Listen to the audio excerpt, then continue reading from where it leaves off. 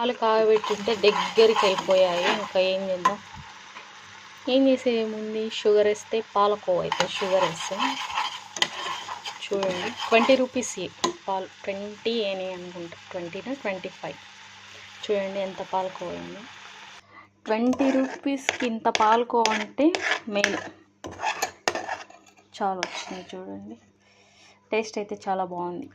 తినకుండానే వేడి వేడిది ఎలా చెప్తున్నానంటే ముందే నాకేసి అనమాట స్పూన్ తీసి.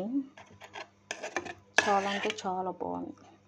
నేను ఇట్లా రవ్వ వస్తుంది కదా, నేను అనుకునేదాన్ని రవ్వ వేస్తారేమో పాలల్లో అని. నేను ఒకసారి చేసింటే రవ్వ వేస్తే ఇంకా తర్వాత అర్థమైపోయింది నాకే తెలివి వచ్చి అప్పటి నుంచి రవ్వ వేయలేదు. అయినా రవ్వ వచ్చింది. Thanks for watching. చాలా వర్త్ ఇది 20కి. Thanks for watching.